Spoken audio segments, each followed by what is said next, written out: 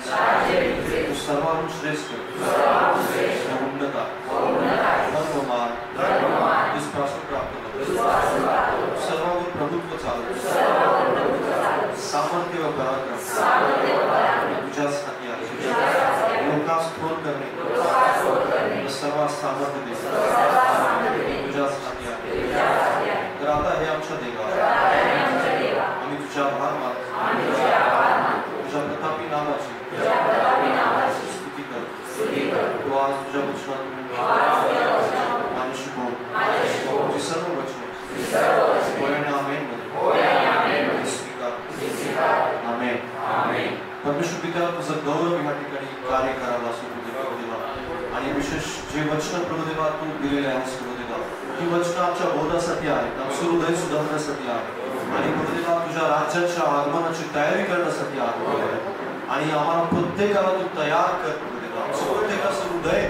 तुझ्या गौरवी हातामध्ये प्रभू देवा सामर्थ्य परमेश्वर गौरवशाली आमचा देव आहे अद्भुत रीतीने प्रभू देवा तू आम्हाला चालव तुझ्या वचनावर जे तू प्रभू देवा तू बोलू इच्छितोस ते शब्द प्रभू देवा प्रत्येकाच्या कानापर्यंत हृदयापर्यंत पोहोचू दे येशूच्या नामामध्ये त्याचं हृदय तुझ्या सामर्थ्य हातामध्ये ओ त्यांची मन उघड त्यांची अंतःकरण उघड प्रभू देवा तुझ्या गौरव आणि भर प्रभू देवा तुझं सामर्थ्य प्रगट होऊ दे आमची प्रार्थना प्रभू तू ऐकतोस धन्यवाद देतो येशूच्या नामामध्ये मागतो म्हणतो आहे आमेन या वस्ते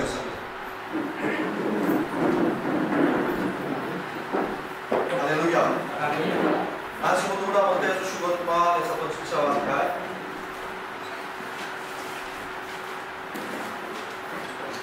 मत्तेचा शुभवर्तमान 25वा अध्याय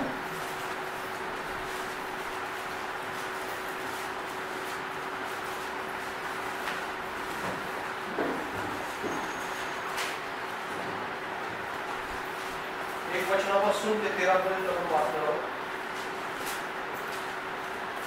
तेव्हा स्वर्गाचे राज्य 10 कुमारीसारखे होईल त्या आपले दिवे घेऊन वराला सामोरे जाण्यास निघाल्या त्यात 5 मूर्ख होत्या व 5 शहाण्या होत्या कारण मूर्ख कुमारीने आपले दिवे घेतले पण आपणाबरोबर तेल घेतले नाही शहाण्यांनी आपले दिवे घेतले व भांड्यात तेल घेतले मग वराला विलंब लागला व सर्वांस गुडके आल्या व झोप लागली तेव्हा मध्यरात्री अशी हाक आली की पहा वर आला त्याला सामोरे चला मग त्या सर्व कुमारी उठून आपापले दिवे नीट करू लागले तेव्हा मूर्खांनी शहाण्यास म्हटले तुम्ही आम्हास तुमच्या तेलातून काही द्या कारण आमचे दिवे जाऊ लागले पण शहाण्याने उत्तर दिले कदाचित आम्हाला तुम्हाला पुरणार नाही तुम्ही विकणाऱ्याकडे जाऊन स्वतःकरता विकत घ्यावे हे बरे त्या विकत घ्यावेस गेले असता वर आला तेव्हा ज्यांची तयारी झाली होती त्या त्यांच्याबरोबर आत लग्नास गेल्या आणि दार बंद झाले नंतर त्या दुसऱ्याही कुमारी येऊन म्हणाल्या प्रभूजी आम्हासाठी दार उघडा त्याने उत्तर दिले मी तुम्हास खचित सांगतो मी तुम्हास ओळखीत नाही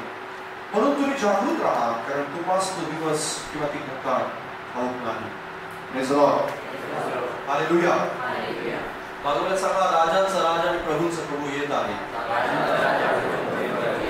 हालेलुया आमेन राजांचा राजा आणि प्रभूंचा प्रभू येणार आहे आणि त्याच्या आगमनासाठी आपण सर्वजण तयार असायला हवं याविषयीचा हा संदेश आहे प्रभू येशू ख्रिस्त ज्यावेळेस यरूशलेममध्ये ज्यावेळेस प्रवेश करतो त्यावेळेस सर्व लोकांनी झावळ्या आपल्या हातामध्ये घेतल्या आणि ते मोठ्याने म्हणाले की होसाना प्रभूच्या नावाने येणारा तो धन्यवादित असतो आणि ही तीच वेळ आहे ज्यावेळेस प्रभू येशू ख्रिस्त पुन्हा एकदा वैभवानं या पृथ्वीवरती आकाशामध्ये येणार आहे आणि आपण सर्वांनी त्याचं गौरव करण्यासाठी तयार असले पाहिजे हालेलुया प्रभू पुन्हा एकदा येणार आहे जसा तो यरूशलेममध्ये आला तसा तो या पृथ्वीवरती येणार आहे जसा तो अपेक्षा नसताना त्या लोकांना वाटलं की प्रभू येशू ख्रिस्त येणार नाही प्रभू येशू ख्रिस्ताला मारण्यासाठी लोक टपलेले होते पण त्या लोकांची अपेक्षा नसताना प्रभू येशू ख्रिस्त यरूशलेममध्ये आला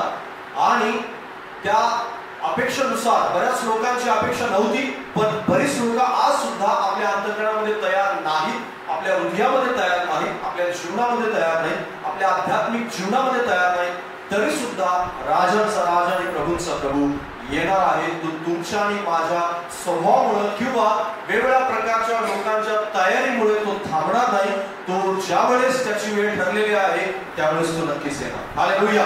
आणि म्हणून त्याच्या आगमनासाठी आपण कितपत तयार आहोत ते तपासण्याची वेळ आलेली आहे. आपण कितपत आपलं हृदय आणि आपलं जीवन त्याच्यासाठी तयार ठेवलेलं आहे, त्याच्यासाठी आपलं हृदय कितपत आपण उत्साहित ठेवलेलं आहे, त्याच्या तयारीची किंवा त्याच्या तपासण्याची वेळ आपल्या अंतःकरणामध्ये आलेली आहे. बरीच लोक त्याच्यासाठी निश्चित आहे. आता या ठिकाणी दोन प्रकारचा गट आहे आणि एक गट आहे तो 5 कुमारींचा वेगळा गट आहे आणि दुसरा कुमारींचा 5 वेगळा गट आहे. आणि ह्या दोन गटांच्या मध्ये जर तुम्ही बारकाईने निरीक्षण केलं तर तुम्हाला खूप काही मोठा फरक आढळणार नाही.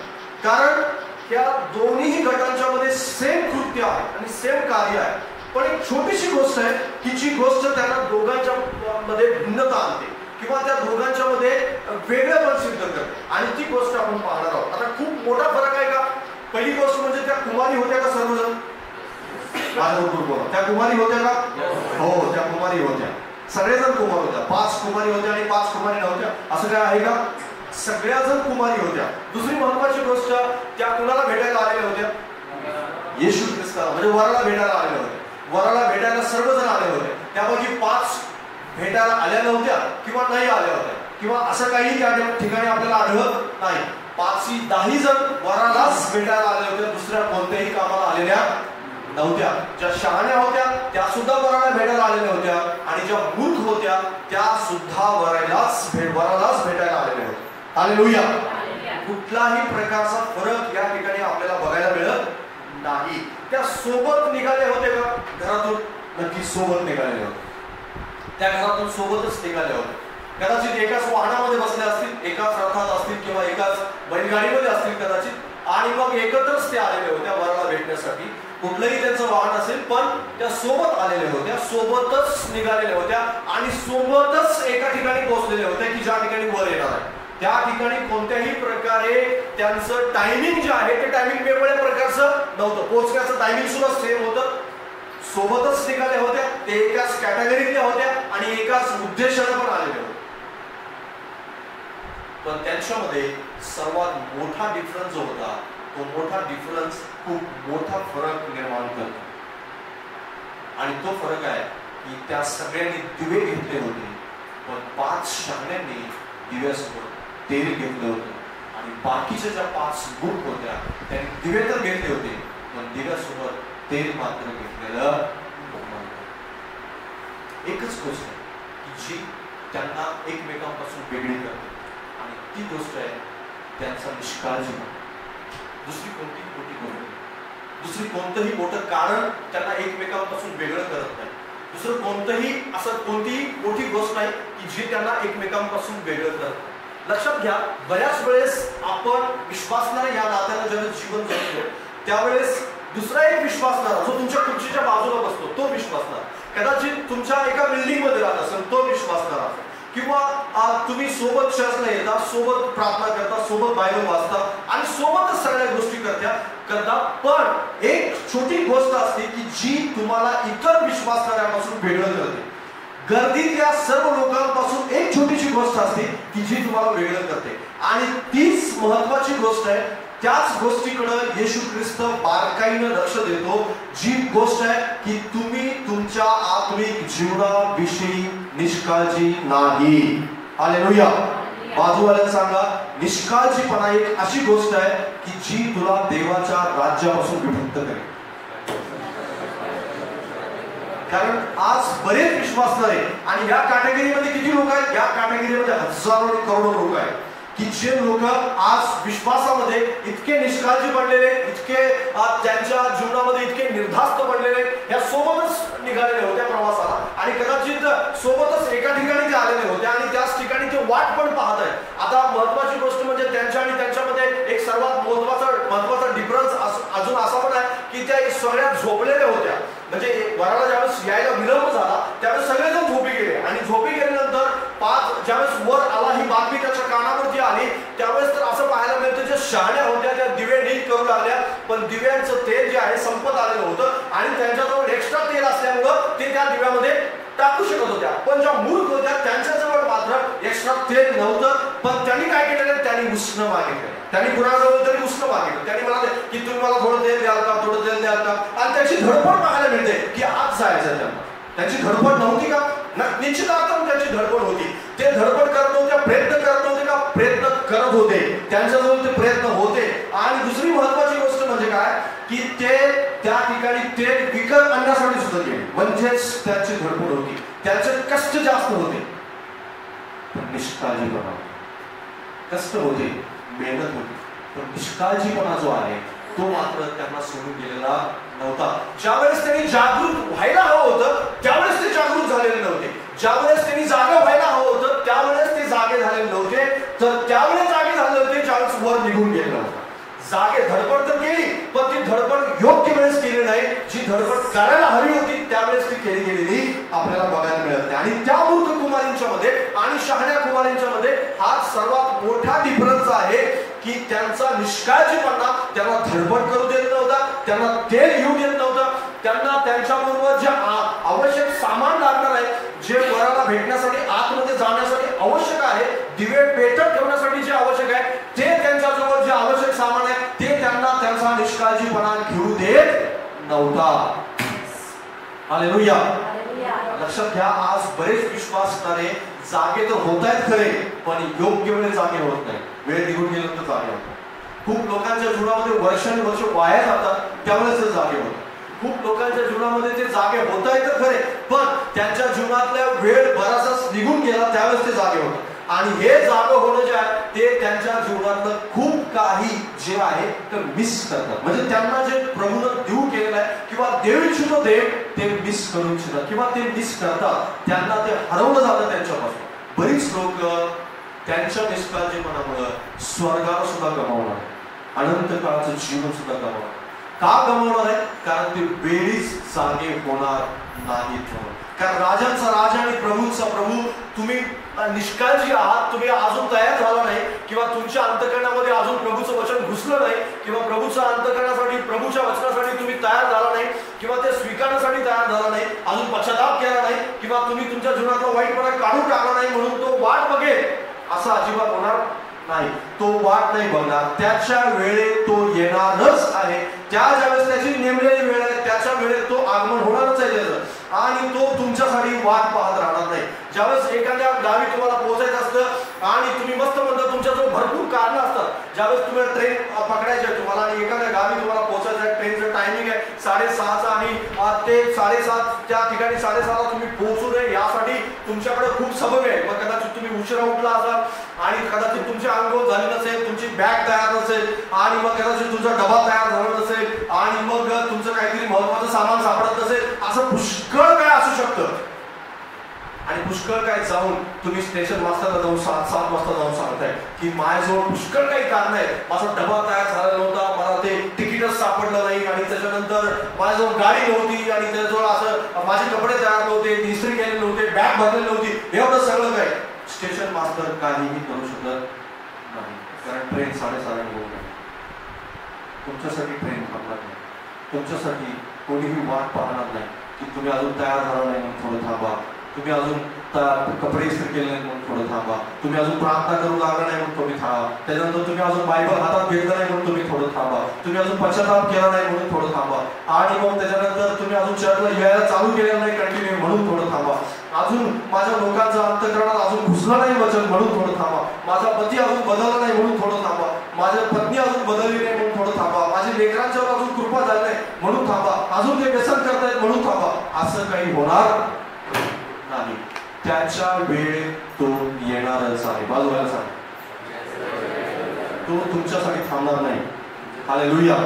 कारण ती वेळ कधी आहे? तयार होण्याची आत्ताच आहे. ती वेळ आत्ताच आहे. बरीच लोक आपल्या अंतःकरणामध्ये तयार झालेलीच नाही, आपल्या हृदयामध्ये तयार झालेलीच नाही. आज शांतपणे बसून घरी गेल्यानंतर विचार करा की आज जर प्रभू येशू ख्रिस्त आला, आज जर प्रभू येशू ख्रिस्त आला तर आज तुम्ही तुमच्या हृदयामध्ये येशू ख्रिस्तासोबत जाण्यासाठी तयार आहात का? कारण हीच वेळ आहे विचार करण्याची. कारण काळ इतका झपाट्यानं बदलत आहे, काळ इतका मोठ्या स्पीडनं बदलत आहे की तो तुमच्यासाठी काळ थांबणार नाही. करोनाने परमेश्वराने करोना आणून लोकांना दाखवून दिलं की कशा प्रकारचं 7 वर्षाच्या महासंकटामध्ये ट्रेलर असेल, म्हणजे कशा प्रकारची संकट असतील, काय काय होईल त्यावेळेस. आणि मग त्यावेळेस लॉकडाऊन होईल, त्यावेळेस मग लोक एकमेकांना हात लावायला घाबरतील आणि मग तुमच्याजवळ पैसा असेल पण तुम्ही विकत घेऊ शकणार नाही. आणि त्याच्यानंतर खूप लाखोच्या संख्येमध्ये लोक मरण पावतील आणि त्याला पुरण्यासाठी कोण नसेल आणि डेड बॉडी जवळ जाणारं कोणी नसेल आणि पुष्कळ लोक एकमेकांना घाबरतील, इकडं तिकडं कुणी जाऊ शकणार नाही. सेम कंडिशन 7 वर्षाच्या महासंकटामध्ये, सेम कंडिशन. त्याच्यामध्ये कसल्याही प्रकारचा फरक असणार नाही. पण ते ट्रेलर होतं, जे 2 वर्षात आपण पाहिलं ते काय होतं बरं, केवळ ट्रेलर होतं. त्याचा खरा पिक्चर किती भयानक असेल विचार करा. तो खरा पिक्चर जो आहे तो खूप भयानक असणार. आणि त्या चित्रपटासाठी आपण आपल्या अंत्यदिनाची तयारी केलीच पाहिजे की त्या परिस्थितीत मी राहू नये, त्या परिस्थितीमध्ये मी स्वतः आणि माझं कुटुंब राहू नये, त्या परिस्थितीमध्ये, त्या कठीण परिस्थितीमध्ये, त्या 7 वर्षाच्या महासंकटाच्या काळामध्ये जर मी येशू ख्रिस्ताबरोबर गेलो नाही, जर माझ्यासाठी दार बंद झालं आणि जर मला आतमध्ये घेतलं नाही, मग भलेही माझ्याजवळ बरीच कारणं असतील, भलेही माझ्याजवळ पुष्कळ काही गोष्टी अशा असतील की ज्या गोष्टी मी त्यासमोर प्रगट करेन, सांगेन, पण त्या ठिकाणी बायबल स्पष्टपणे सांगतं की येशू द्वाराने असं सांगितलं की मी तुला ओळखत नाही. हालेलुया. मी तुला ओळखत नाही, अत्यंत स्पष्टपणे या ठिकाणी सांगण्यात आलं. आणि निष्काळजी लोकांना येशू ओळखत नाही. जे आत्म्यामध्ये निष्काळजी आहेत, जे आत्म्यामध्ये जागरूक नाहीत, अशा लोकांना येशू ओळखत नाही. आजच ती संधी आहे तुम्हाला काळजी घेण्याची. कारण करोनामध्ये जे पश्चाताप केलेले लोक होते, पुन्हा एकदा करोना गेल्यानंतर आणि मला आता काही येशू ख्रिस्त लवकर येत नाही. करोनामध्ये थोडंसं घाबरलेलं होतं, थोडंसं अंतःकरणात भीती होती की मी जातो की काय, माझ्या घरातले लोक जातात की काय, येशू यावेळेसच नेमकं येतो की काय, आणि असं बरंच काय काय होतं. हे सगळं आता भीती निघून गेली. आता लोक पुन्हा एकदा बिंदास झाले, पुन्हा एकदा निर्धार झाले, पुन्हा एकदा ते मास्क काढून फिरू लागले, पुन्हा एकदा सॅनिटायझर विसरले, पुन्हा एकदा सगळं काही. आता हे सॅनिटायझर, मास्क वगैरे या सगळ्या गोष्टीविषयी नाही, पण मी तुम्हाला आत्मिकतेविषयी जागरूक करू इच्छितो. कारण आत्मिकता किंवा येशूविषयी जागरूक होणं इतकं आवश्यक बनलेलं आहे ह्या काळामध्ये. जर तुम्ही जागरूक झाला तर त्या मूर्ख कुमारांसारखं तुमचं जीवन होतं. मूर्ख कुमारी आणि शहाण्या कुमारी यांच्यामध्ये सर्वात मोठा डिफरन्स कोणता असेल तर तो निष्काळजीपणाचा डिफरन्स. ते काळजीपूर्वक आपल्या देवाच्या वचनांचं पालन करणारे नव्हते. थोडक्यात काय की मूर्ख जे लोक आहेत, जे मूर्ख विश्वासणारे आहेत की जे काळजीपूर्वक देवाच्या वचनाचं पालन करत नाही, जे चर्चमध्ये येतात खरे, पण तुमच्यासोबत कदाचित तुम्ही एक काळजी करणारा व्यक्ती आणि निष्काळजी व्यक्ती दोघंही चर्चमध्ये येतात, दोघंही कदाचित हालेलुया म्हणतात, दोघंही प्रार्थना करतात, पण एकाचं लक्ष इकडे तिकडे असतं, दुसरा मात्र डोळे बंद करून खाली मान म्हणून देवाचं गौरव करतो. कदाचित एकाचं लक्ष टाळ्या वाजवून देवाचं गौरव आनंदाने करण्यामध्ये असतं आणि दुसऱ्याचं लक्ष मात्र कोण आला, कोण गेला आणि येणं हल्ला, त्याने टाळ्या वाजवल्या का नाही, तो हल्ला की नाही, तो डान्स केला का नाही, याच्याकडे जास्त लक्ष असतं. कदाचित एकाचं लक्ष आत्म्याच्या गोष्टीकडे आहे, पण एकाचं लक्ष असं आहे की तो ठीक आहे, हे वचन तर माझ्यासाठी नाही, हे पालकासाठी, हे बाजूवाल्या विश्वासदारांसाठी, ते माझ्या शेजाऱ्यासाठी, अमुक विश्वासदार आज हवा होता त्याच्यासाठी आज देवाचं वचन होतं, याच्याकडे आहे. म्हणजे खूप मोठा डिफरन्स आहे का बाजूवाला आणि तुमच्यामध्ये जास्त मोठा डिफरन्स. आत्मिक आणि आत्मिक नसणारा व्यक्ती याच्यामध्ये खूप मोठा डिफरन्स नाही, लक्षात घ्या. मग प्रार्थना करणारा सकाळी 5 वाजता उठतो आणि प्रार्थना न करणारा 7 वाजता उठतो, एवढाच फरक आहे, फक्त 2 तासाचा फरक, जास्त काही मोठा फरक नाही. बायबल आत्मिक नसणारा व्यक्ती कधी जर बायबल वाचतो आणि जो आत्मिक आहे, जो प्रभूमध्ये जागरूक आहे, तो रोज बायबल वाचतो. जास्त काही मोठा फरक आहे का? बायबल दोघंही वाचतात, पण हा कधी तर वाचतो आणि हा रोज वाचतो, याच्यामध्ये जास्त काही मोठा फरक नाही. हा आत्म्याने स्तुती करतो आणि आत्म्याने करत नाही, जास्त काही मोठा, सेम दिसतात दोघं, सेम हातपाय आहे, चांगले कपडे घालतात, दोघं चांगला सेंट मारतात, चांगल्या प्रकारे चर्चमध्ये येतात, प्रभुभोजन पण घेतात, पण एकाला मात्र प्रभू ओळखत नाही, एकाला मात्र प्रभू चांगल्या प्रकारे ओळखतात. Praise the Lord. बाजूला सांगा, प्रभू तुला ओळखतो का? तुम्ही प्रभूला ओळखत असा, पण प्रभू तुम्हाला ओळखतो का? हा सर्वात महत्वाचा फरक आहे. पंतप्रधानांना मी ओळखतो, पंतप्रधान पाहिल्या लहान मुलाला ओळख सांगता येईल, हे कोण आहे? आपल्या देशाचे पंतप्रधान, चांगली गोष्ट आहे आणि असलं ओळख असतं, पण पंतप्रधान मला ओळखतं का? मला नाही ओळखत. मी कोणाला माहित नाही त्यांना, हे जास्त महत्वाचं लक्षात घ्या. मी कोणाला ओळखतो हे जास्त महत्वाचं, पण मला कोण ओळखतो हे जास्त महत्वाचं. कारण शेवटच्या दिवशी तेच होईल. मूर्ख कुमारा येऊन दात थोडावू लागला जोरात आणि ते म्हणाल्या की आम्ही या ठिकाणी वाट पाहत बसलो, जोपर्यंत तो आला नाही तोपर्यंत आम्ही होतो आणि आमचे दिवे जळत पण होते आणि आमच्या दिव्यामध्ये तेल पण होतं, पण येताना मात्र आम्ही तेल घेतलं नाही आणि बाकीच्या शहाण्या ज्यामध्ये त्यांनी घेतलं. इतकाच दुसरा काहीही फरक नाही. पवित्र आत्मा असलेला आणि पवित्र आत्मा नसलेला इतकाच मोठा फरक आहे. मग हा सुद्धा प्रार्थना करतो पण तो आत्म्याने प्रार्थना करतो आणि दुसरा सुद्धा प्रार्थना करतो पण आत्म्याचा लवलेश नाही अशी बडबड प्रार्थना करतो. Praise the Lord. प्रार्थना तुम्ही कशाने करता हे जास्त महत्वाचं आहे. हा फक्त आपल्या मागण्याच दिवसभर जन्मभर मांडत आलेला आहे, हा मात्र जे आत्मा सुचवल ते करत आलेला आहे. हालेलुया. लक्षात घ्या, खूप मोठा डिफरन्स असणार नाही, खूप मोठा फरक नाही आहे आत्म्याने प्रार्थना करणाऱ्यांच्यामध्ये आणि प्रार्थना मूर्ख कुमारांच्यामध्ये शहाण्या कुमारांच्यामध्ये जास्त मोठा डिफरन्स नाहीये. छोटासा फरक आहे जो दिसून पण येत नाही, जो कदाचित कळून पण येत नाही. जो आत्म्याने चालतो त्याला समजतो, फक्त जो देवाच्या गोष्टीकडे ज्याचं लक्ष आहे त्याला तो डिफरन्स कळतो.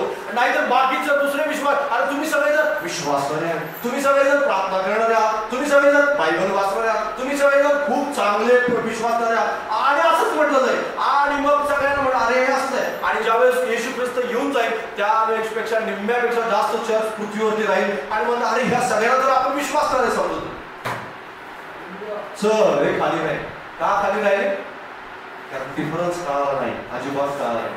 लोकांना गर्दी म्हटलं कुणीतरी नाही, लोकांना बऱ्याच विश्वासांना असं वाटतं की मी गर्दीतलाच बरा आहे, कोणीतरी जास्त काही जवळ जायचं नाही. बरेच विश्वासणारे याच गोष्टीत घेऊन बसलेले की मी गर्दीतलाच ठीक आहे. गर्दीतला किती दिवस गर्दीत राहणार? गर्दीतून बाहेर या आणि आपलं वेगळंपण सिद्ध करा. प्रभूला तुमची ओळख होऊ द्या. हालेलुया. ज्यावेळेस तुम्ही दरवाजाजवळ जाल त्यावेळेस तुम्हाला नाव घेऊन बोलायला जाईल यामध्ये भल्यावर विश्वास होता असा तू आपल्या छोट्या गोष्टीमध्ये विश्वास नाही. हालेलुया. असं म्हटलं जाईल तुमच्या बाबतीत, असं होऊ द्या. नाही तर तू गर्दीत जायचं. हजारो लोकांपैकी मी एक जण आहे, बस सगळेजण हालेलुया म्हणतात म्हणून मी हालतो हालेलुया म्हणून आणि मग सगळे टाळ्या वाजवून मी त्यांच्याबरोबर गर्दीत ढोंढावायचा मी पण चालवतो आणि मग सगळे प्रार्थना करतात. मला पण असं वाटतं कधी तर माझ्यावर पण अभिषेक होऊ द्या. बस इतकंच आहे. त्या सगळ्यातून बाहेर या. आता हा काळ राहिलेला नाही, कारण मूर्ख आणि शहाण्या कुमारांच्यामध्ये देव फरक करणार आहे. देव डिफरन्स करणार आणि शहाण्या जातील त्याच्याबरोबर, पण मूर्ख मात्र जाणार नाही. का जाणार नाही? त्याचं कारण म्हणजे काय? की ती निष्काळजी आहे. प्रार्थना करण्याविषयी निष्काळजी आहे, देवाचं वचन पाळण्याविषयी निष्काळजी आहे, पवित्र जीवन जगण्याविषयी निष्काळजी आहे. त्यांना वाटतं चाललंय चलती करा, गाडी चालू द्या आणि पुष्कळ दिवस चालत राहते आणि येशू एक दिवस येईल आणि त्या गाडीला परमेश्वर ओळखत असते. कारण का? निष्काळजी जीवन. निष्काळजी प्रार्थना उपवासाविषयी ते कधी जागरूक नव्हते, प्रार्थनेविषयी कधी जागरूक नव्हते. कधी त्यांना पास्टरनी जागरूक करायचा प्रयत्न केला पण ते जागरूक बनायची त्यांची इच्छा नव्हती किंवा जागरूक जरी झाले असतील तर थोड्या काळात एखादा मोसम असतो तशा प्रकारे ते जागरूक. पावसाळा आला, पावसाळा संपला की पाण्याचं काही नावलेच नाही आणि जमीन अगदी कोरडी पडते, कधी पाऊस पडलाच नव्हतं असं त्यांचं जीवन पडलेलं आहे. तशाच प्रकारे उन्हाळा दिसला, उन्हाळा आला की त्याला सगळी पाणझड चालू झाली, पण ज्यावेळेस पावसाळा येतो त्यावेळेस ठीक आहे. म्हणजे मोसम जो आहे मोसमनुसार ते बदलत राहतात. पावसाळा असो, हिवाळा असो आणि उन्हाळा असो, कोणताही ऋतू असू द्या, तुमच्या पितेत कसलाही फरक नाही पडणार. हालेलुया. तरच तुम्ही काळजीपूर्वक देवाचं वचन पालन करणारे असा. हालेलुया. बाजूवाल्या सांगा निष्काळजी बनून राहू नको, आत्म्यामध्ये जागरूक हो. आत्म्यात जागरूक होणं आवश्यक आहे. आजच ती वेळ आहे, आजच तो समय आहे. नाहीतर एक दिवस येशू येईल आणि त्याच्या लोकांना जे काळजी घेणार आहेत, जे काळजीपूर्वक प्रार्थना करणार आहेत, जे काळजीपूर्वक जागरूक रीतीनं आत्मिक जीवन जगणार आहेत, जे जाणीवपूर्वक हालेलुया म्हणणार आहेत, आत्म्याने देवाचं गौरव करणार आहेत, जे आत्म्याने प्रार्थना करणार आहेत, जे फक्त मागण्यांची लिस्ट सादर करणारे नाही, जे जगातल्या गोष्टीतून बाहेर आलेले अशा लोकांसाठी प्रभूनं द्वार उघडलेलं असेल आणि वर त्यांचं नाव घेऊन बोलवेल का. हालेलुया. कारण त्यांच्याजवळ तेल असणार आहे, त्यांच्याजवळ दिवे असणार आहे, त्यांचे दिवे कधीच भिजलेले नसणार आहे. हालेलुया. कारण प्रभू त्यांना ओळखतो, प्रभू त्यांना जाणतो, प्रभू त्यांच्याशी बोलतो, प्रभू त्यांच्या जीवनामध्ये काम करतो. आज बरीच लोक वाहवत गेले, वाहवत जाऊ नका, जगाच्या पाठीमागे वाहवत जाऊ नका. कारण मोसम आला तशा प्रकारे ते वाहवत जातात आणि मग चर्चमध्ये आले की असं थोडंसं होली फील होतं आणि चर्चमधून गेले की काय सगळं काय सांग कारण का चर्चमध्ये होतो तोपर्यंत बाजूवाला हालेलुया जोरात जोरात म्हणत होता, मला पण थोडंसं अंगावर शहारे आल्यासारखं वाटतं. बस इतकंच आहे. घरामध्ये पण शहारे आले पाहिजे. Praise the Lord. घरामध्ये पण तुम्हाला रडू आलं पाहिजे. हालेलुया. प्रार्थनेत तुम्हाला घरामध्ये सुद्धा रडता आलं पाहिजे. प्रार्थनेत घरामध्ये सुद्धा तुम्हाला वेळ घालवता आला पाहिजे. घरात सुद्धा तुम्ही चांगल्या प्रकारे देवाच्या वचनाकडे कॉन्सन्ट्रेट केलं पाहिजे, लक्ष दिलं पाहिजे. असं नाही की सगळी परिस्थिती नॉर्मल असेल तुमच्यासाठी. सगळं काही कठीण परिस्थिती असेल, वेगवेगळ्या प्रकारच्या कठीण परिस्थितीत तुम्हाला जावं लागेल, पण एक गोष्ट लक्षात ठेवा, त्या परिस्थितीमध्ये त्या सिच्युएशन्स मध्ये तुम्हाला ते करणं भागच आहे. आणि जागरूक विश्वासाला ते सगळं करतो. हालेलुया. जो जागरूक नसतो त्याचं काही खरं नाही, कारण त्याचं जीवन हे असंच चालू आहे. अगदी पास्टर म्हणाले त्यावेळेस करा, सिस्टर म्हणाले त्यावेळेस करा, आणि मग थोडंसं वातावरण अगदी तयार झालं, मिटिंगचं वातावरण आहे किंवा चर्चचं रविवारचं आहे, रविवारचं सोमवारपर्यंत आहे फक्त, आणि मंगळवार तर पुस अगदी भिजलेला आहे, त्याच्यात दुसरे पाणी ओतून अगदी भिजवून टाकलेलं असतं. परत आणि पण रविवारी जागरूक होतं, रविवारी परत पोंकर मारली जाते, भिजतो परत पेटायला लागतो, परत सोमवारी मंगळवारी परत भिजतो. हा जागरूक विश्वास करण्याचं लक्षण नाही, हे झोपलेल्या विश्वास करायचं लक्षण, निष्काळजी विश्वास करायचं लक्षण. तुम्ही जागरूक प्रत्येक दिवशी असलं पाहिजे. कारण बायबल स्पष्टपणे सांगतं, तो कोणत्या दिवशी येईल हे तुम्हाला ठाऊक नाही. कोणत्या दिवशी? तो रविवारी येईल का माहित नाही, कदाचित तो बुधवारी येईल. मग तोपर्यंत तुम्ही भिजलेला असाल तर प्रेज द लॉर्ड. हालेलुया.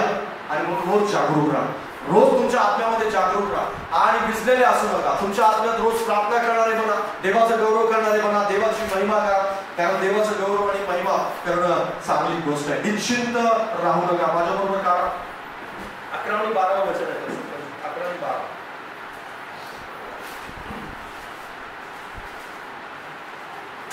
तसंच 25 वाजता 11 आणि 12.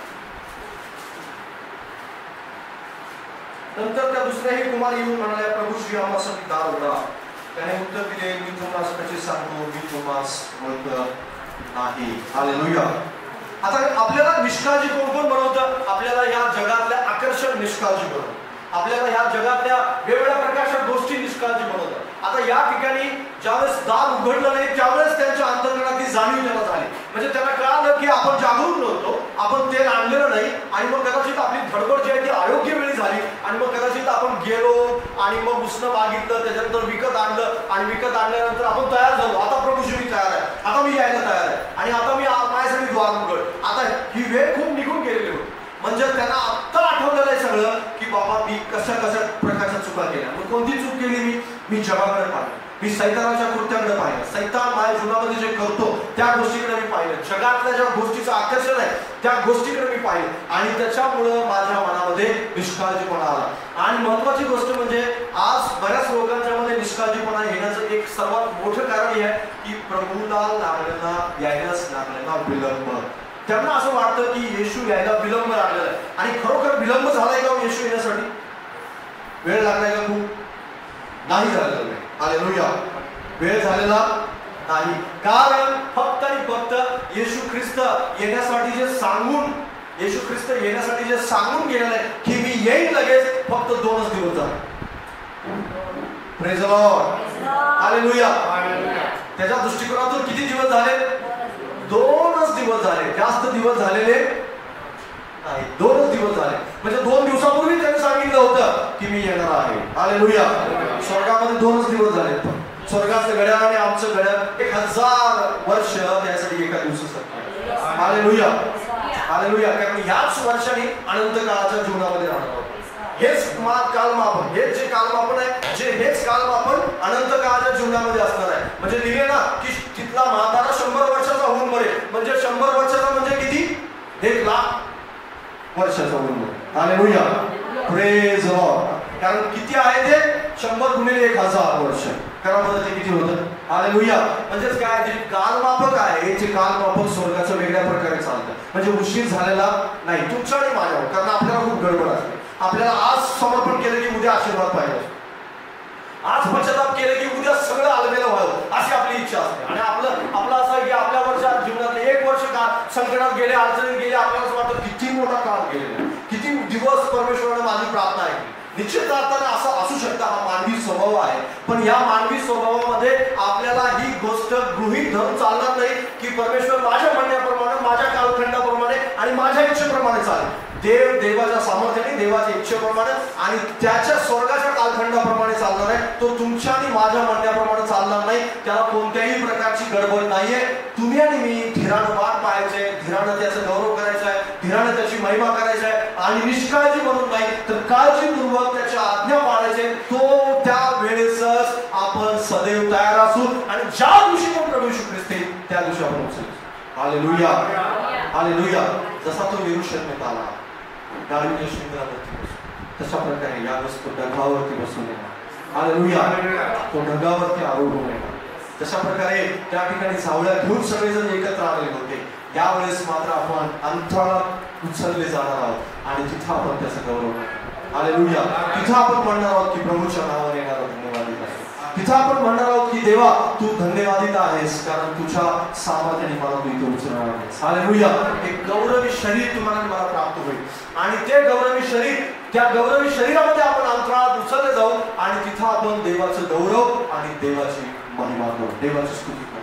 कारण येशू ख्रिस्त यायला विलंब झालेला नाही. तो योग्य वेळेस येणार आहे. त्याच्या वेळेत स्वर्गाच्या कालखंडामध्ये तो येणार आहे. पण त्या कालखंडामध्ये आपलं जीवन आपल्या कालखंडानुसार तो आपला कालखंड जुळवणार नाही, तर आपल्याला त्याच्या कालखंडासोबत जुळवून घ्यायचं आहे. आपल्याला जुळवायचं आहे त्याच्यासोबत आणि म्हणायचं आहे प्रभू तुझ्या वेळेसोबत मी माझी वेळ ऍडजस्ट करतो आणि तुझं माझं घड्याळ तुझ्या घड्याळासोबत मी मॅच करतो. हालेलुया. आणि हे जो व्यक्ती मॅच करतो त्याला मग प्रार्थना बोर नाही वाटत, त्याला मग जगातल्या गोष्टीमध्ये त्याचं लक्ष नसतं, तर त्याचं वरील गोष्टीकडे लक्ष असतं. कारण त्याचं जे घड्याळ आहे, त्याचं जे वॉच आहे, त्याचं जे टायमिंग आहे ते देवाच्या टायमिंग सोबत झालेलं आहे, मॅच झालेलं आहे. आणि म्हणून तो कधीही म्हणत नाही की वेळ झाला म्हणून. बरीच लोक वेळ झाला म्हणून निश्चित आहे. त्याला असं वाटतं किती दिवसापासून, किती वर्षापासून आम्ही ऐकतो, तरुणपणी मी ऐकलं होतं, आता म्हातारा झालो येशू ख्रिस्त येणार आहे, पण अजून तर काही आला नाही. हालेलुया. आणि ज्या दिवशी तुम्ही निश्चित झालेला असाल त्या दिवशी, कारण तिथे लिहिलंय तुमचा जो दृष्टांत आहे तो तशाच प्रकारचा दृष्टांत आहे. आणि एका व्यक्तीला निश्चित झाला तो की कधी येईल धनी आम्हाला माहित नाही, आणि धनी यायला विलंब लागेल म्हणून तो निश्चित झाला, निष्काळजी झाला आणि खाऊ पिऊ लागला, आपल्या दासांना मारू लागला आणि वेगवेगळ्या प्रकारच्या गोष्टी चुकीच्या तो करू लागला आणि त्याला माहिती नसलेल्या दिवशी त्याचा धनी आला. हालेलुया.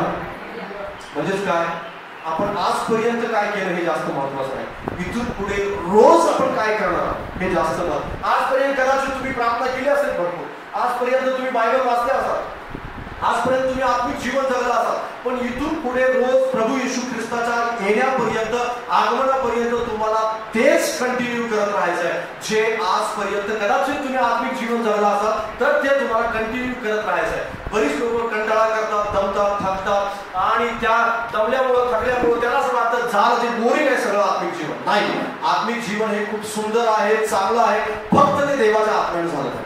हालेलुया. तरच ते उत्तम बनतं. जर तुमच्या शक्तीने तुम्ही करू लागला तर ते बोरिंग आहे, तुम्हाला ते कंटाळवाणं वाटू लागेल. तुमच्या बलाने जर तुम्ही करू लागला तर तुम्हाला असं वाटेल की हे कंटाळवाणं काम आहे, हे जमणार जात. पण जर आत्म्याने कराल तर मात्र ते कंटाळवाणं नाही, ते देवाचं गौरव, देवाची महिमा तुमच्या जीवनामध्ये प्रगट करणार आहे. आणि म्हणून त्याला वेळ लागलेला नाहीये. म्हणून निश्चित राहू नका, सावध राहा. सैतानाच्या बळीला किंवा जगातल्या कोणत्याही प्रलोभनाला बळी पडू नका, तर त्याच्यावर दृढ बनून राहा. प्रभू तुम्हाला नक्की मदत करेल. आता सर्वात महत्वाचं एक वचन वाचतो आपण, मत्थ्याचा सुसमाचार याचा 7वा अध्याय 21 वचन.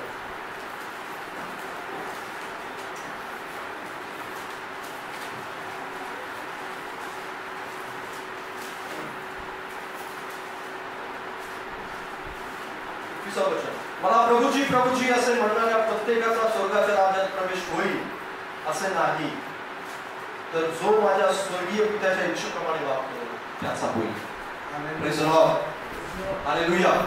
स्वर्गीय पित्याच्या इच्छेप्रमाणे वागतो त्याचा होईल. बाजूला सांगा, स्वर्गीय पित्याच्या इच्छेप्रमाणे वागतो त्याचा प्रवेश स्वर्गाच्या राज्यात होईल. हालेलुया.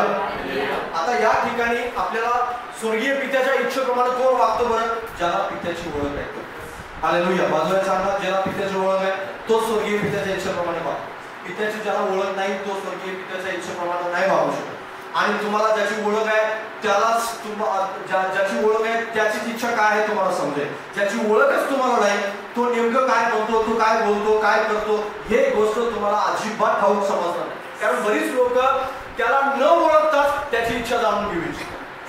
त्याला न ओळखतात म्हणजे त्याच्या हृदयामध्ये नेमकं काय आहे हे जाणून घेण्यासाठी पहिले त्याचं नाव समजलं पाहिजे, पहिले त्याच्या घरातल्या गोष्टी समजल्या पाहिजे, पहिले तो, जसं मी तुम्हाला आज सांगितलं की तो कालखंड जो आहे, जो जगातला कालखंड आणि स्वर्गातला कालखंड, हे मोजण्याची जी वेळ आहे ती वेगळ्या प्रकारची वेळ आहे. मोजण्याचं जे मापदंड आहे तो वेगळ्या प्रकारचा मापदंड आहे. तो मापदंड ज्यावेळेस तुम्हाला समजेल त्यावेळेस तुम्हाला समजू लागेल की त्याला वेळ झालाय की थोडासाच काळ झालेला आहे. ही गोष्ट तुम्हाला त्याच वेळेस समजू लागेल. बरीच लोकांना हे समजणारच नाही. बरीच लोक म्हणून त्याच्यामुळे अंधार आहेत आणि त्याची इच्छा ते जाणून घेऊ इच्छित नाही.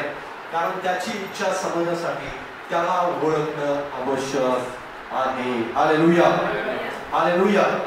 त्याला जो ओळखतो त्याला तो ओळखतो. कारण बरीच लोक आज त्याला ओळखतच नाही, त्याच्या हृदय जाणून घ्यायची त्याची इच्छाच नाही. मी आशिष सोबत आशिष या ठिकाणी बसलेला आहे आणि आशिष आणि माझ्यामध्ये खूप मोठं अंतर आहे. पण ज्यावेळेस आशिषच्या हृदयाचे ठोके मला ऐकायचे आहे त्यावेळेस मला आशिषच्या हृदयाला जाऊन कान लावावा लागेल किंवा त्याच्या हाताला या ठिकाणी स्पर्श करावा लागेल की ज्या ठिकाणी हृदयाचे ठोके ऐकायला येतात. आणि मग मला समजेल की आशिषचं हृदयाचे ठोके कसे चाललेले आहेत आणि कोणत्या प्रकारे त्याचं स्पीड जास्त आहे की कमी आहे की तो नॉर्मल आहे. या गोष्टी मला त्याच वेळेस समजू लागेल. पण बरीच लोक इतकं अंतर ठेवून, इतका लांब अंतर ठेवून त्याच्या हृदयाचे ठोका ऐकू इच्छितात किंवा त्याच्या हृदयामध्ये काय चाललेलं ते ऐकू इच्छितात. लक्षात घ्या, तुम्हाला देवाजवळ जावंच लागेल. त्याच वेळेस तुम्हाला तुमच्याविषयी देवाची काय इच्छा आहे, देव तुमच्याकडून काय करू इच्छितो ते तुम्हाला समजेल. हालेलुया. तोपर्यंत तुम्हाला समजणार नाही. बरीच लोक आपल्या अंतःकरणामध्ये त्याच गोष्टीला मुळात गमावतात आणि काय करतात बरं, त्यांना देवाची ओळख होत नाही, ते देवाला ओळखत नाही आणि ते देवाला न ओळखल्यामुळं ते दार खोटावत राहते आणि म्हणते, प्रभू आम्ही तुझ्या नावाने संदेश दिला, प्रभू आम्ही तुझ्या नावाने सुवार्ता सांगितली, आम्ही प्रार्थना केल्या, आम्ही बायबल वाचला, आम्ही चर्चमध्ये जात होतो, आम्ही प्रभू गोष्टात भाग घेतला आणि आम्ही सगळं केलं, आम्ही दान दिलं, हे केलं, ते केलं, कार्यक्रमात भाग घेतला, मिटिंगला गेलो आणि हे सगळं केलं. हे सगळं करायला हवं, हे सगळं करायचं नाही असं मी म्हणत नाही. पण या सगळ्याबरोबर तुम्ही त्याला ओळखत होता का हे सगळं करतात? येशू तुम्हाला ओळखत होता का हे सगळं करतात? तुम्ही गेला खरे पण ते आत्म्याने केली का प्रार्थना? तुम्ही बायबल वाचलं खरं पण ते बायबल स्वतःसाठी समजून कधी वाचलं का की हे माझ्याशी काहीतरी बोलत आहे ते मला फॉलो करायचं हे म्हणून मी वाचलं का? या गोष्टीकडे प्रभूचं जास्त लक्ष आहे. बरीच लोक त्या गोष्टीला करू इच्छित नाही. कारण प्रभूजी रोज म्हणणं आणि रोज प्रभूजी म्हणत असताना त्याची इच्छा पूर्ण करणं याच्यामध्ये खूप मोठा फरक आहे. प्रार्थना रोज सकाळी उठून करणं आणि दिवसभर त्याच्या आज्ञांचं पालन करणं याच्यामध्ये खूप मोठा फरक आहे. प्रार्थना उठून करणं तितकं सोपं आहे पण त्याच्यापेक्षा जास्त अवघड ती प्रार्थना दिवसभर जगणं अवघड आहे. हालेलुया. कारण सकाळी उठून आपण प्रार्थना करू शकतो मस्त, पण प्रार्थना केल्यानंतर दिवसभर ती आपल्याला जगता आली पाहिजे. जर जगता येत नसेल तर सकाळची सहज वेळ मिळत नाही. दिवसभर तुम्हाला प्रार्थना जगता आली पाहिजे. लोक प्रार्थना जगत नाही. हालेलुया. ते प्रार्थना करतात, ते प्रार्थना जगू इच्छित नाही. लोक बायबल वाचतात पण बायबल जगू इच्छित नाही. हालेलुया. ते बायबलमध्येच राहतात. ते कागदाचे शब्द आहेत ते कागदावरच राहतात. ते त्यांच्या जीवनात नाही उतरून येत, ते त्यांच्या अंतःकरणाने उतरून येत. लक्षात घ्या, हे शब्द जे आहे हे शब्द तुमच्या अंतःकरणाला भेदून जाणारे शब्द आहेत. मज्जा संस्थेवर आघात करतात. ते कशावर आघात करतात नाही? मज्जेवर. कदाचित एखादा व्हिडिओ या जगातले एखादं वाक्य जे मज्जेवर आघात करत असेल, कदाचित ते तुम्हाला थोड्या वेळासाठी बरं वाटेल, थोड्या वेळासाठी मोटिवेशनचे शब्द वाटतील आणि थोड्या वेळासाठी वाटेल की हा खूप छान बोलला, हा करता खूप छान काहीतरी त्यांनी मोटिवेशन दिलं, इतकं तुम्हाला बरं वाटेल. पण हे जे शब्द ज्यावेळेस तुम्ही बोलाल, हजारो वर्षापासून करोडो लोकांच्या मध्ये जर बदल घडवणारे कोणते शब्द असतील तर ते शब्द. हालेलुया. आणि या शब्दांना लोक इतके लाईटली स्वीकारतात, इतकं लाईटली स्वीकारतात, त्यांना जगण्याची इच्छा नसते. त्यांना असं वाटतं कागदावर जे लिहिले ते कागदावरच आहे, हे माझ्या हृदयात आणण्याची गरज नाही. लक्षात घ्या, प्रभूजी म्हणणं महत्वाचं नाही. प्रभूजी म्हणलं पाहिजे पण प्रभूजी म्हणण्याबरोबर प्रभू काय करू इच्छितो किंवा प्रभूची इच्छा काय आहे हे तुम्हाला जास्त समजलं पाहिजे. आणि ते समजण्यासाठी तुम्हाला प्रार्थना जगता आली पाहिजे, बायबल जगता आलं पाहिजे, बायबल तुमच्या हृदयाचा भाग बनलं पाहिजे. तुम्ही ज्यावेळेस आराधनेमध्ये बसता त्यावेळेस आत्म्याने आणि खरेपणाने तुम्हाला आराधना करता आली पाहिजे. तुम्ही हरवून कधी एकटे असताना, कधी ग्रुपमध्ये असताना किंवा कधी चर्चमध्ये असताना तुम्ही स्वतःला हरवून आपल्या कपड्याचं भान न ठेवता किंवा मी कोण आहे, काय आहे, कशासाठी आलो, माझ्या बाजूला कोण बसलेला आहे आणि कोण काय करतं, म्युझिक वाजतं की नाही वाजतं, माझा सूर आहे की नाही, ताल आहे की नाही, सगळं विसरून कधी तुम्ही आत्म्याने आणि खरेपणाने आराधना केली आपल्या स्वतःला प्रश्न विचार. कारण अशा लोकांचीच देव वाट पाहत आहे. खूप लोक ह्या गोष्टीकडे लक्षच देत नाही. त्यांना असं वाटतं जाऊ दे ना, कॉन्शियस, त्याला कॉन्शियस राहायचं सारखं. मला जग लोक पाहतील का, सगळ्याच बाबतीत लोक कॉन्शियस राहायचे. कशा बाबतीत की लोक मला बायबल घेऊन जाताना पाहतील का, मग कदाचित मग ख्रिश्चन म्हणतील मला, कदाचित मला मग ते धर्म बदलणार म्हणतील, बदललेला आहे असं म्हणतील, कदाचित मग मी हालेलुया म्हटलं लोकांच्या मध्ये तर मग त्याच्याविषयी थोडंसं माझ्यावर ऑब्जेक्शन घेतलं जाईल, समाजामध्ये मला नावं ठेवलं जाईल आणि ह्याच्याविषयी मग कदाचित मला समाजातून बाहेर काढण्यात जाईल, रॅशन मिळणार नाही किंवा दुकानात काय विकत मिळणार नाही. आता ही खूप लांबची गोष्ट झाली, पण छोट्या छोट्या गोष्टींना लोक घाबरतात आणि कॉन्शियस बनतात आणि ते स्वतःला गुप्त ठेवू विश्वासात, प्रार्थनेमध्ये आणि वेगवेगळ्या गोष्टींच्या मध्ये. आणि मग आपल्या आत्म्याला सुद्धा कॉन्शियस, म्हणजे कोणत्या प्रकारच्या की त्याला कोणी त्याच्याकडून काही चांगलं होऊ नये यासाठी ते कॉन्शियस असतात. लक्षात घ्या, देवाने आपल्याला कॉन्शियस यासाठी राहायला सांगितले की त्याच्याकडून काही वाईट होऊ नये. हालेलुया.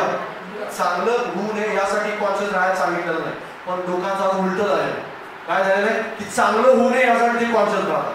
कदाचित आत्म्याला आराधना करू नये म्हणून ते कॉन्शियस राहतात. कदाचित मी जर जास्त दुरू लागलो तर मग बाजूचा मला हसेल, ह्याच्याविषयी जास्त कॉन्शियस आहे. मी जास्तच प्रार्थना करू लागलो तर मग लोकांच्या समोर माझं चितू होईल किंवा लोक काहीतरी वेगळ्या प्रकारचा विचार करतील. मी जास्त आत्मिक झालो तर लोकांना काहीतरी वेगळं वाटेल. म्हणजे काय, कॉन्शियस या बाबतीत होऊ इच्छित नाहीत लोक. पण देवाने तुम्हाला मला मात्र या बाबतीत कॉन्शियस व्हायला सांगितलं. कारण अशीच लोक केवळ येशू ख्रिस्तासोबत जातील. हालेलुया. नाही त्याची कॉन्शियस नाही अशा लोकांना म्हणू शकतो. कारण बरेच लोक, खूप लोक आज आत्म्यामध्ये इतके निर्धावलेले, ज्याला आपण निर्धावलं म्हणतो, ज्याला आपण असं म्हणतो की जे कठोर बनलेलं आत्म्यामध्ये, जे अंतःकरणात त्यांना कितीही देवाचं वचन सांगा ते म्हणतात की ठीक आहे, हे पण माहिती आहे, हा संदेश आपण माहिती आहे, ते वचन हे पण माहिती आहे, सगळं मला माहिती आहे. पण सगळं कोणतं माहित नाही असं काहीच नाहीये त्याला. सगळं काय माहिती आहे, पालन कशाच करतो, याचं पण नाही करत, याचं पण नाही करत, याचं पण नाही करत, सगळ्याचं नाही करत. माहिती सगळं आहे पण पालन कशाच नाही करत. हालेलुया. म्हणजेच काय, माहिती असणं महत्वाचं नाही पण पालन करणं जास्त महत्वाचं. हालेलुया. पण बरीच लोक आज येशू ख्रिस्ताला ओळखत नाही आणि म्हणून हे सगळं करत नाही. म्हणून या सगळ्याच्या बाबतीत ते कॉन्शियस राहत नाही. म्हणून या बाबतीत जे वाईट होऊ नये यासाठी आपण जास्त कॉन्शियस असायला हवं. ते वेगळ्या कोणत्या प्रकारे कॉन्शियस होतात आणि म्हणूनच ते येशूला ओळखत नाही. आणि म्हणूनच येशू म्हणाला की जे मला प्रभूजी प्रभूजी म्हणतात त्या सगळ्यांचा स्वर्गाच्या राज्यात प्रवेश होईल असं नाही. सगळ्यांचाच होईल असं नाही. प्रभूजी प्रभूजी म्हणणारे बरेच स्वर्गामध्ये असणार आहे, पण प्रभूजी आत्म्यानं म्हणणारे असणार आहे. प्रभूजी वरवर म्हणणाऱ्यांचा स्वर्गाच्या राज्यामध्ये काहीच काम नाहीये. आणि म्हणूनच आज तुम्ही 10 कुमारीचा जो दाखला आहे तो दाखला ऐकत असताना राजांचा राजा आणि प्रभूचा प्रभू येत आहे. कशासाठी येत आहे? त्याच्या लोकांना घेऊन जाण्यासाठी. कशासाठी येत आहे? त्याचा गौरव आकाशामध्ये प्रगट करण्यासाठी येत आहे. कशासाठी येत आहे? त्याची महिमा आकाशामध्ये प्रगट करण्यासाठी येत आहे. कशासाठी येत आहे? जो केवळ प्रभूजी प्रभूजी म्हणणार नाही तर पित्याच्या इच्छेनुसार वागणार आहे त्याला घेऊन जाण्यासाठी येत आहे. कशासाठी येत आहे? की जे त्याला ओळखतात त्यांना घेऊन जाण्यासाठी येत आहे. कशासाठी येत आहे? जो त्यांना ओळखतो त्यांना नेण्यासाठी तो येत आहे. म्हणजे प्रभू ज्यांना ओळखतो त्यांना नेण्यासाठी येत आहे. हालेलुया. हालेलुया. बरीच लोक आज त्याच्यापर्यंत आपली ओळख पोहोचूच इच्छित नाही. त्याच्यापर्यंत ओळख पोहोचवायची असेल तर त्याला नोटीस करणारं काहीतरी आपण केलं पाहिजे. हालेलुया. त्याच्या नजरेत येईल असं आपण काहीतरी केलं पाहिजे. एखाद्या व्यक्तीला ह्या गर्दीमध्ये नोटीस करायचं, म्हणजे एखाद्या व्यक्तीला गर्दीमध्ये उठावदार व्हायचंय तर तो काय करतो बरं? असं काहीतरी कृती करतो जी विचित्र वाटेल, असं काहीतरी काम करतो की जे वेगळं वाटेल, म्हणजे गर्दी जे करत नाही ते करेल. मग समजा सगळी लोक शांत बसलेले तर तो उठून नाचायला लागेल, म्हणजे सगळीच गर्दी कुणाकडे पाहिजे, मग त्याच्याकडे पाहिजे. आणि जो वक्ता आहे तो सुद्धा कुणाकडे पाहिजे, त्याच व्यक्तीकडे पाहिजे, कारण त्याची कृती जी आहे ते गर्दीपेक्षा वेगळी आहे. आणि मग आकर्षित करणारं असं काहीतरी आहे की जी गोष्ट गर्दीपेक्षा वेगळं काहीतरी करू शकतो. तशाच प्रकारच्या व्यक्तीचा देव आज शोध करत आहे. हालेलुया. कारण गर्दी जगाच्या पाठीमागे आहे, विश्वासणारे जगाच्या पाठीमागे आहे. पण एखादा असा विश्वासणारा असतो, एखादी अशी लोक असतात, एखादी अशी देवावर प्रीती करणारी लोक असतात की जे आपल्या सुवार्ता सांगण्यामध्ये विशेष बनू इच्छितात, आपल्या प्रार्थना करण्यामध्ये विशेष बनू इच्छितात, आपल्या देवाचं गौरव करण्यामध्ये विशेष बनू इच्छितात, आपलं दान देण्यामध्ये विशेष बनू इच्छितात आणि आपल्या जीवनामध्ये ते विशेष बनू इच्छितात. आणि मग देव त्याच्याकडे आकर्षित होतो, देव त्याच्याकडे पाहतो आणि मग देव म्हणतो हा मी याला ओळखतो. कारण का? हा गर्दीतला नाहीये, कारण त्यानं आपलं विशेषत्व सिद्ध केलेलं आहे, त्यानं आपलं जे बोलणं आहे ते सिद्ध केलेलं आहे की मी अशा प्रकारे करू इच्छितो प्रभू तुझ्यासाठी. आणि ते केवळ बोलण्याद्वारेच नाही तर त्याच्या कृतीद्वारे सुद्धा ते सिद्ध झालेलं आहे. आणि त्या व्यक्तीला परमेश्वर ओळखतो. आणि ह्या 5 कुमारींना, ज्या शहाण्या कुमारी होत्या, त्यांना देव ओळखत होता आणि म्हणूनच ते आत गेले. कारण त्याला ठाऊक होतं की निष्काळजी नाहीये, त्याला ठाऊक होतं त्या काळजी घेणार आहे, त्याला ठाऊक होतं की यांनी भांडं तर आणलेलं आहे, म्हणजे यांनी दिवे तर आणलेले आहेत, पण त्याच्याबरोबर भांड्यात एक्स्ट्राचं तेल पण आणलेलं. कारण त्याला ठाऊक होतं की कदाचित तेल संपेल, पण तेल आपल्याजवळ एक्स्ट्रा असलं पाहिजे. तेल आपल्याजवळ कुठली तरी अशी गोष्ट असली पाहिजे जी आपल्याला आत्म्यात चांगली तेवढ ठरेल. आणि त्याच्यामुळं त्यांनी भांड्यात तेल सुद्धा आणलेलं होतं. आणि ज्यावेळेस वर आला त्यावेळेस त्या वराबरोबर आतमध्ये गेल्या आणि दार बंद होण्याच्या त्या आतमध्ये होते. हालेलुया. दार बंद होण्या अगोदर त्या आतमध्ये होत्या, त्यांच्या मूर्ख होत्या, त्या मात्र बाहेर राहिल्या. याचं कारण होतं की राजांचा राजा आणि प्रभूंचा प्रभू येणार आहे याच्याविषयी त्यांच्या अंतःकरणामध्ये निष्काळजीपणा होता. त्या बाबतीत ते काळजी करत नव्हत्या. त्या बाबतीत त्यांना असं वाटतच नव्हतं की राजांचा राजा यायला वेळ लागेल आणि वर यायला खूप वेळ लागणार आहे. आणि बरीच लोक आज बिंदास झाले, म्हणजे आज अजून यायला वेळ आहे, अजून यायला वेळ आहे, अजून यायला वेळ आहे, अजून यायला वेळ आहे. पण बाजूला सांगा प्रभू यायला वेळ नाहीये अजून, प्रभू लवकरच येणार आहे. प्रकटीकरण वाचा माझ्याबरोबर, बाजूला सांगा पहिले की प्रभू यायला वेळ असणार नाही.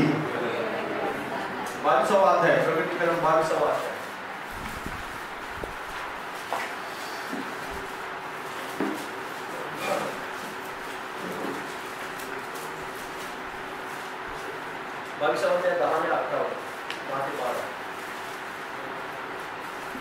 पुन्हा तो मला म्हणाला या पुस्तकातील संदेश वचन शिक्का मारून बंद करू नको, कारण वेळ जवळ आली आहे. दुराचारी माणूस दुराचार करीत राहो, मलिनतेने वागणारा माणूस स्वतःला मलिन करीत राहो, नीतिमान माणूस नैतिक आचरण करीत राहो, पवित्र आचरणी माणूस स्वतःला पवित्र करीत राहो.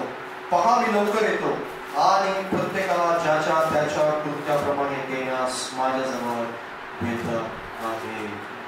आमेन, आमेन, आमेन. प्रभू लवकर येणार. आमेन. प्रभू यायला वेळ लागणार आहे. काय तुम्ही तयार आहात प्रभू येण्यासाठी, प्रभूच्या आगमनासाठी? काय तुमचे दिवे तयार आहेत? काय तुमच्याजवळ एक्स्ट्राचं तेल आहे? काय तुम्ही त्या शहाण्या कुमारांच्या पैकी आहात? काय तुमचं अंतःकरण जागृत आहे? कदाचित त्या मूर्ख कुमारांसारखं तुमच्या जीवनामध्ये त्या गोष्टी जर नसतील तर लक्षात घ्या, बायबल स्पष्टपणे सांगतो जो येणार आहे तो येणारच, तो तुमच्यामध्ये थांबणार नाही. तुम्ही तयार नाही म्हणून त्याला वेळ लागेल असा अजिबात समजू नका. तुम्ही आपल्या अंतःकरणामध्ये तयार नाही म्हणून त्याला वेळ लागेल, म्हणून तो लवकर येणार नाही, तुमची वाट पाहत राहील किंवा तुम्ही बदलण्याची वाट पाहत राहील असं समजू नका. कारण त्याच्या वेळेत तो येणार, त्याच्या वेळेत तो येईलच येईल. पण त्यावेळेस तुम्ही तयार असायला हवं. तुमच्या घरचे लोक तयार आहेत का याच्याविषयी विचार करा. तुम्ही स्वतः तयार आहात का याच्याविषयी विचार करा. आज शांतपणे आपल्या अंतःकरणामध्ये बसून विचार करा आणि म्हणा प्रभूला की प्रभू जर मी तयार नसेल तर आजच मला तयार करा.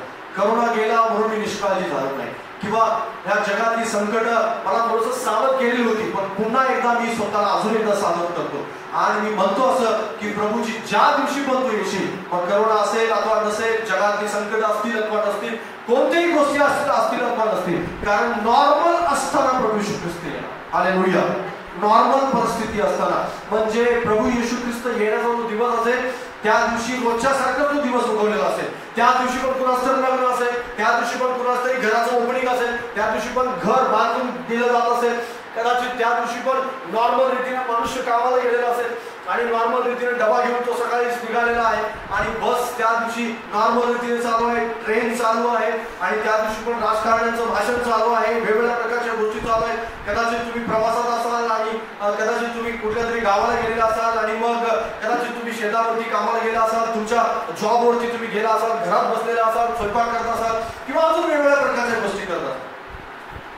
नॉर्मल तो दिवस आणि त्या नॉर्मल दिवशी प्रभू असते तो तुम्हाला सूचना देऊन येणार नाही. कारण सूचना आजच दिली जाते, सूचना आजच सांगितली जाते की जो येणार तो येणारच, तो विलंब लावणार नाही. राजांचा राजा आणि प्रभूंचा प्रभू येत आहे. तुम्ही त्याच्या स्वागतासाठी तयार आहात का? झावळे घेऊन आपल्या अंतःकरणाच्या झावळ्या उंचावा, आपलं अंतःकरण उंचावा, आपलं हृदय उंच करा. बायबल स्पष्टपणे सांगतं की जे पुरातन द्वार आहे त्याने उंच व्हा, पुरातन द्वाराला उंच व्हा, कारण राजांचा राजा प्रभूंचा प्रभू आहे. दार जे आहे ते उंच करायला सांगितले आपल्याला. कशासाठी उंच करायला? कारण पुरातन दार कशी असतात, चौकटी ज्यावेळेस घरामध्ये ज्यावेळेस आपण जायचो जुन्या घराच्या मध्ये त्यावेळेस चौकटी असायच्या त्या खूप लहान असायच्या आणि वाकून खाली जायचं. पण आता दार काय झाले, खूप उंच झाले. आता दरवाजे, आता चौकटी खूप उंच केले, 6-7.5 फूट 7 फूट उंच असतात. का? कारण जुने होते ते जुने म्हणजे खाली होते एकदम. तशाच प्रकारे जुन्या ज्या चौकटी आहेत त्या जुन्या चौकटींना उंच करण्याची आवश्यकता आहे. कदाचित तुमचे भूसरलेले विचार असतील, कदाचित तुमच्या अंतर्गत जुन्या कल्पना असतील, त्या जुन्या कल्पना पाडून टाका आणि त्या ठिकाणी नवीन दरवाजा बसवा की त्या दरवाजातून राजा आतमध्ये येईल. कारण तो राजा प्रतापशाली राजा आहे, तो बुडका राजा नाहीये, तो छोटा नाहीये, तो प्रतापशाली राजा आहे. हालेलुया. आणि जो प्रतापशाली राजा आहे त्याला येण्यासाठी दरवाजा मोठा असायला हवा, अंतःकरण मोठा असायला हवं, विशाल अंतःकरण असायला हवं. आपल्या अंतःकरणामध्ये स्वागतासाठी आपण तयार असायला हवं. तुम्ही रोज स्वागतासाठी तयार आहात का? रोज सकाळी उठल्यानंतर हे म्हणा प्रभूला की मी आज प्रभू तुझ्या स्वागतासाठी तयार आहे. मी मूर्ख कुमारांच्या पैकी नाही तर मी शहाण्या कुमारांच्या पैकी आहे का? कारण माझ्या दिव्यामध्ये तेल आहे आणि यष्टाचं तेल पण माझ्या बरोबर आहे आणि ते यष्टाचं तेल मला जागृत ठेवतं माझ्या अंतःकरणामध्ये. यष्टाचं तेल म्हणजे कशाला दर्शवतं माहिती आहे? आत्म्याला दर्शवते. जे तेल आहे तेच आत्म्याला दर्शवतं आणि हा एक वेगळ्या प्रकारचा संदेश आहे. पण मी तुम्हाला केवळ निष्काळजी राहू नये याच्याविषयी तुम्हाला सांगत आहे. फक्त तुम्ही निष्काळजी राहू नका. आपल्या आतमध्ये जर निष्काळजी राहाल तर मग बाकीच्या सगळ्या गोष्टी तुमच्या बरोबर असतील. कदाचित तुम्ही नॉर्मल माणसासारखे इतर लोकांसारखे तुम्ही असाल, पण जर निष्काळजी असाल तर मात्र तुम्हाला प्रभू घेऊन जाणार नाही. आज हजारो लाखोच्या संख्येमध्ये ते पुरातन द्वार आहे ज्याला पाडण्याची गरज आहे, ज्यांना पुन्हा एकदा उंच करण्याची गरज आहे, पुन्हा एकदा बांधून काढण्याची गरज आहे की प्रतापशाली राजा आतमध्ये यावा यासाठी. आणि प्रतापशाली राजा आतमध्ये येणार आहे. तो तुमचं दार छोटा असेल तर तो आतमध्ये प्रवेश नाही करणार, पण ज्याचं दार उंच केले गेलं असेल, ज्यासाठी वाट मोकळी केलेली असेल त्या दाराने मात्र तो आतमध्ये प्रवेश करेल. पण जे छोटा असेल त्या ठिकाणी जाणार नाही, तो त्या ठिकाणी जाणार नाही. कारण बायबल स्पष्टपणे सांगतं मी दाराशी उभा आहे, दार ठोकत आहे आणि जो कोणी माझा आवाज ऐकून दार उघडेल त्याच्याबरोबर मी आज. हालेलुया. जबरदस्तीनं दार उचकडून, कारण तो दार उचकडू शकतो, उघडू पण शकतो आणि तो दरवाजा आतमधून आरपार सुद्धा येऊ शकतो. आरपार येण्यासुद्धा सामर्थ्य त्याच्याजवळ आहे. पण बायबल त्या ठिकाणी स्पष्टपणे सांगतो जो दार उघडेल त्याच्याकडे मी आत. आरपार तो आतमध्ये येणार नाही. दार उघडण्याची तू वाट पाहतो. हालेलुया. आणि वाट पाहतोय तर तुम्हाला उघडलं पाहिजे आणि म्हटलं पाहिजे प्रभू मी तयार आहे, तू कधीही ये, मी तयार आहे. मग रात्री असेल, दिवसा असेल, कामावर असेल, मी कुठेही असेल, माझं अंतःकरण तुझं गौरव करत असेल, तुझी महिमा करत असेल. इतर गर्दीतल्या विश्वासणाऱ्यांसारखा मी नाही. मी माझं वेगळंपण सिद्ध करतो. तुम्ही वेगळंपण सिद्ध करा. तुमच्यातली आध्यात्मिकता प्रभूला दिसू द्या. तुम्ही खऱ्याने प्रार्थना करणारे आहात हे प्रभूला दिसू द्या. तुम्ही हृदयाने देवाचं गौरव करता हे दिसू द्या. तुम्ही बायबल वाचता स्वतःसाठी आणि त्याचं रोज पालन करता हे प्रभूला दिसू द्या. कारण माणसाला दिसेल नाही दिसेल काही नाही फरक पडणार, पण जर देवाला दिसेल तर त्या दिवशी प्रभू तुम्हाला म्हणेल की भल्या विश्वास होता तुझ्यासाठी नाटक आहे. हालेलुया. जर माणसाला दाखवण्यासाठी आपण करत राहू तर ते माणसंच बघत राहतील आणि तुम्ही पण बघत राहाल आणि ती माणसंही बघत राहतील आणि दोघं जण बसून ज्यावेळेस प्रभू येईल त्यावेळेस हे रिकामा असेल इथे या आणि दोघं एकमेकांच्याकडे बघत बसावं. जर प्रभू तुम्ही प्रभू बरोबर केला तर मात्र तुम्ही आकाशामध्ये देवाचं गौरव करा, देवाची महिमा करा आणि आपण सगळेजण राजांचा राजा आणि प्रभूंचा प्रभू त्याला भेटणार आहोत. त्याच्या प्रकाशामध्ये आपण आनंद पाहणार. प्रभू करो तुम्हाला त्याला भेटण्यासाठी तुमचं अंतःकरण प्रफुल्लित करो, उत्साहित करो आणि आजच आपल्या अंतःकरणामध्ये जागा द्या आणि रोज सकाळी उठल्यानंतर म्हणा की प्रभू राजांच्या राजा आणि प्रभूच्या प्रभूसाठी मी तयार आहे, स्वागतासाठी मी तयार आहे. माझ्या हातामध्ये झावले आहे, माझ्या अंतःकरणामध्ये झावले आहे, मी स्वागतासाठी तयार आहे. प्रभू करो तुम्हाला आशीर्वाद द्यावा. या